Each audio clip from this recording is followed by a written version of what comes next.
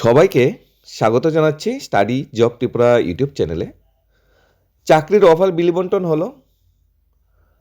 চাকরির অফার বিলিবন্টন করা হয়েছে মাননীয় মুখ্যমন্ত্রীর দপ্তরে, তাই মাননীয় মুখ্যমন্ত্রীকে ধন্যবাদ জানাচ্ছি। চাকরি প্রত্যাশী ভাই বোনদের হাতে চাকরির অফার তুলে দেওয়ার জন্য। যারা যারা চাকরি পেয়েছে সবাইকে কংগ্রেস, অভিনন্দন জানাচ্ছি। তোমাদের কঠিন লড়াই, তোমাদের পরিশ্রম, তোমাদের স্বচ্ছতা তোমাদের এই উপলব্ধিটা অর্জন করতে তোমাদের সহযোগিতা করেছে।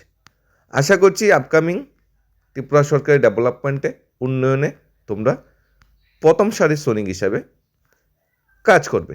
তাই সবাইকে কংগ্রেস, অভিনন্দন।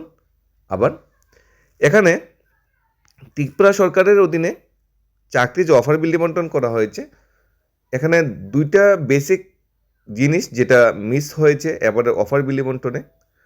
প্রত্যেক সময় যখন চাকরির অফার বিলিবন্টন করা হয় তখন মাননীয় মুখ্যমন্ত্রী নিজে চাকরির অফার বিলিবন্টন করে থাকে বা ওই দপ্তরের মন্ত্রী নিজে চাকরির অফার বিলিবন্টন করে থাকে।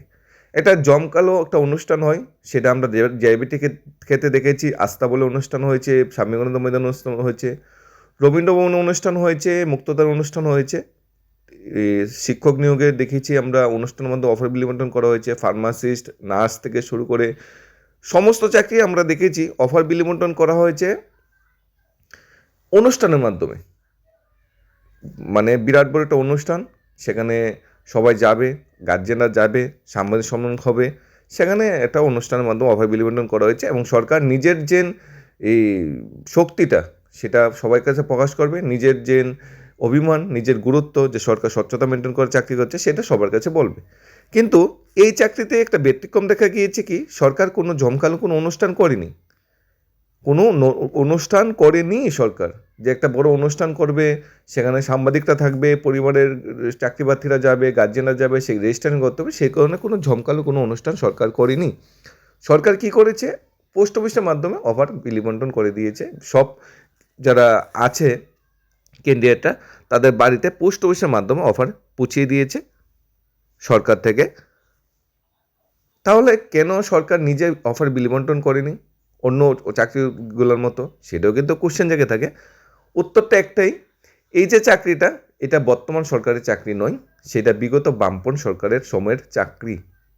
তাহলে কোশ্চেন জাগতে পারে যে তৎকালীন বামপন সরকারের চাকরি, বামপন সরকার তো 2018 সালে চলে গিয়েছিল, তাহলে এতদিন পরে চাকরির অফার বিলিবন্টন কেন, সেটা কোশ্চেন জাগতে পারে।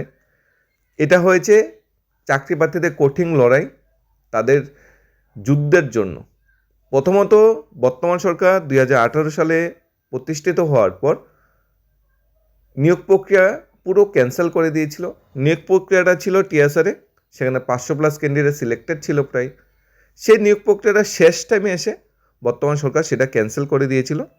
সেটা ক্যান্সেল করে দিয়ে বলেছিল এই নিয়োগ প্রক্রিয়ায় স্বচ্ছতা নেই, এই নিয়োগ প্রক্রিয়া রিক্রুটমেন্ট পলিসিটাতে ভুল ছিল, রিক্রুটমেন্ট পলিসি নতুন করে গঠন করা হয়েছে, নতুন করে আমার নিয়োগ হবে, তাই এই নিয়োগ প্রক্রিয়াটা আর ভ্যালিড নয়। তখন চাকরি প্রার্থীরা হাইকোর্টে কেস করে, সেখানে তারা পরাজিত হয়, তারপর সুপ্রিম কোর্টে যায়। সুপ্রিম কোর্টে গিয়ে সেই জয়টা আসে। সুপ্রিম কোর্টে ক্লিয়ারলি উল্লেখ করে দেওয়া হয়েছে 2016 সালে যে নিয়োগ প্রক্রিয়াগুলি ক্যান্সেল করা হয়েছে, বিশেষ করে টিসিএস, টিপিএস এবং এই আমাদের টিএসআর, ওই নিয়োগ প্রক্রিয়াগুলি আবার অফার বিলিবন্টন করতে হবে, তাদের ভাগ্যবন্ধের নাম প্রকাশ করে তার চাকরি দিতে হবে। এখন সরকার কি করেছে, সরকারের তো ইচ্ছে ছিল চাকরি প্রক্রিয়াটা ক্যান্সেল করে দেওয়ার, ক্যান্সেলও করে দিয়েছে, কিন্তু এখন তো সুপ্রিম কোর্টে রায় বেরিয়েছে যে চাকরি দিতে হবে, অফার বিলিবন্টন করতে হবে, তখন সরকার বাধ্য হয়ে তাদের অফার বিলিবন্টন করছে। তাই সরকার খুশি হয়ে অফার বিলিবন্টন করছে সেটাও বলা যায় না। সরকার যদি খুশি অফার বিলিবন্টন করা থাকতো তো 2018 করে নিত, চাকরি প্রার্থীদের সেই কঠিন লড়াই আর করার প্রয়োজনীয়তা পড়তো না, তখনই অফার বিলিবন্টন করে দিত। যেহেতু তখন অফার বিলিবন্টন করেনি, সরকার চাইছিল না এই চাকরিগুলো হোক, কারণ এগুলি বিগত সময় সরকারের সময় চাকরি, তাই ওগুলো ক্যান্সেল করে দিয়েছিল। তাই সরকারের খুশি বা সরকারের সদিচ্ছা ছিল না যে অফার বিলিবন্টন অনুষ্ঠানের মাধ্যমে করা হবে, কারণ এই চাকরিগুলো কিন্তু সুপ্রিম কোর্টের দেওয়া চাকরি, এগুলো কিন্তু রাজ্য সরকারের দেওয়ার চাকরি নয়। সুপ্রিম কোর্ট বলেছে বলেই চাকরিগুলো হচ্ছে। সুপ্রিম কোর্ট যদি না বলতো, সুপ্রিম কোর্ট যদি কোনো নেগেটিভ কমেন্ট করতো, তাহলে কিন্তু এই চাকরিটা হতো না। তাই এখানে দেখবেন কঠিন লড়াইয়ে টিএসআর নিয়োগের বয়স আমরা সবাই জানি, 21, 22, 23 বছরে সবাই চাকরি পাই, কিন্তু এখানে দেখবেন ম্যাক্সিমাম ক্যান্ডিডেটের বয়স কিন্তু 21, 22, 23 নয়, একটু বেশি। কারণ যখন তারা ফর্ম ফিল আপ বা চাকরির জন্য প্রস্তুতি নিচ্ছিল তখন সবার বয়স 21, 22, 23 ছিল 2016-17 সালে। কিন্তু বর্তমান সময়ে সেই চাকরি প্রসেস 9 বছর তাদের, নয় কি 2026 চলে এসেছে, 10 বছর তাদের কোর্ট কাছারি করতে হয়েছে, লড়াই করতে হয়েছে। তাই 10 বছরে সবাই চেঞ্জ হয়েছে, সবাই 30+ এজ হয়ে গিয়েছে বা 30-র কাছাকাছি চলে গিয়েছে, 30+ও অনেকের হয়ে গিয়েছে। কেন? কারণ চাকরিটা তারা সঠিক সময় পায়নি। এখন অফার বিল বন্টন করা হয়েছে, সরকারকে ধন্যবাদ জানানো দরকার, মাননীয় মুখ্যমন্ত্রীকে ধন্যবাদ জানানো দরকার। উনি সুপ্রিম কোর্টে রায় মেনে সবাইকে অফার বিল বন্টন করেছে। আজ মাননীয় মুখ্যমন্ত্রীর জন্মদিনও বটে, তাই মাননীয় মুখ্যমন্ত্রীকে ধন্যবাদ খুব শীঘ্র এই প্রসেসটা কমপ্লিট করার জন্য। এখন সব ক্যান্ডিডেটের তো একটা জয় হয়েছে, একটা লড়াইয়ে সবাই জয়ী হয়েছে, তাই সবাইকে কংগ্রেস অভিনন্দন। কিন্তু একটা দিকে একটু লস হয়েছে, সেটা যদিও বেশি না, একটু তো লস হয়েছে। ডেট অফ জয়েনিংটা অবশ্যই 2026 হবে। যদি সঠিক সময়ে চাকরি পেত, ডেট অফ জয়েনিং 2018 হওয়ার কথা ছিল। অর্থাৎ 2018 থেকে 2026 8 বছর আগে চাকরি পাওয়ার কথা ছিল, চাকরি পেয়েছে সবাই 2026-এ।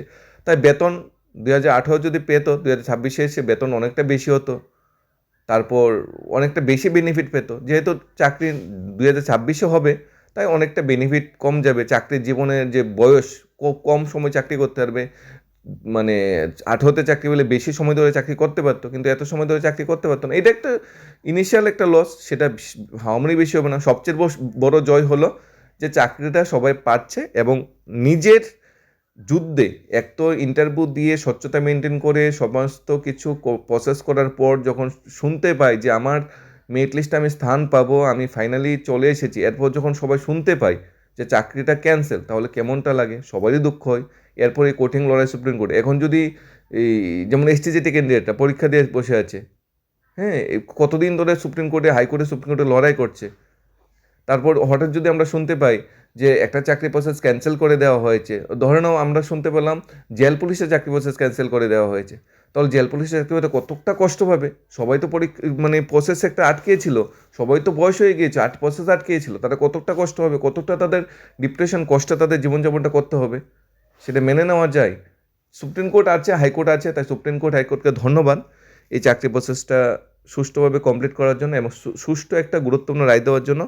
এবং এই কঠিন লড়াইয়ে যারা যারা একত্রিত হয়ে যুদ্ধটা করেছে, সবাই যে যুদ্ধে জয়ী হয়েছে, তাই সবাইকেও কংগ্রেস অভিনন্দন জানাচ্ছি। আশা করছি তোমাদের ভবিষ্যৎটা আরও সুখের হবে, আরও আনন্দের হবে। সত্যি ভালো লাগছে, সবাই চাকরি অফার বিল বন্টন করা হয়েছে।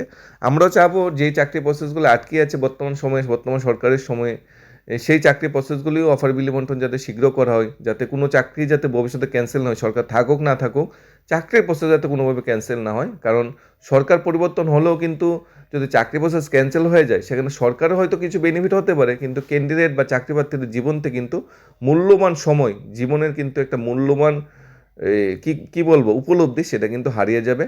বেকার জীবনটা কিন্তু সে বেকারত্বই কিন্তু থেকে যাবে যদি এইভাবে চাকরি প্রসেস ক্যান্সেল হতে থাকে, যদি এইভাবে সুপ্রিম কোর্ট, হাইকোর্টে ন্যায্য পাওয়ার জন্য যদি কেসেই করতে হয়। এখন আপকামিং টিএসআর নিয়োগের জন্য সবাই একটা ওয়েট করছিল, কিন্তু বর্তমান সময়ে যেহেতু কিছু চাকরি অফার বিল বন্টন করা হয়েছে, হয়তো নতুন রিক্রুটমেন্টটা একটু সময় লাগবে, একটু সময় পরে আসবে, কিন্তু আসবে। সেই বিষয়ে আমাদের প্রস্তুতি নিতে হবে, জিআইবিটির জন্য আমাদের প্রস্তুতি নিতে হবে, ত্রিপুরা টেট পরীক্ষার জন্য আমাদের প্রস্তুতি নিতে হবে। সমস্ত কিছু প্রস্তুতি আমাদের এখন থেকেই নিয়ে রাখতে হবে, কারণ হঠাৎ করে বিজ্ঞাপন, নোটিফিকেশন চলে আসবে, তখন আমাদের হাতে আর সেই সময়টুকু থাকবে না নিজের প্রস্তুতি নেওয়ার জন্য। এবং নিজের প্রস্তুতিটা একদম প্রথম সারিতে রাখতে হবে, যাতে এভাবে নিজেদের কাছেও যাতে অফার পৌঁছে যায়, নিজেদের হাতেও যাতে অফার পৌঁছে, নিজেও যাতে এই সময়টাকে আরও ভালোভাবে উপলব্ধি করতে পারে। পরিশ্রমের পরে যদি সফলতা আসে, সাকসেস আসে, তাহলে সেই যে আনন্দটা, সেটা তুলনা হয় না। তাই পরিশ্রম করতেই হবে সফলতা অর্জনের জন্য। এবং এইভাবে যারা কঠিন লড়াই করে নিজের সফলতা, নিজের অধিকারটা ছিনিয়ে নিয়েছে, তাদের আবার কংগ্রেস জানাচ্ছি। ধন্যবাদ সবাইকে। Studies of Tripura YouTube channel.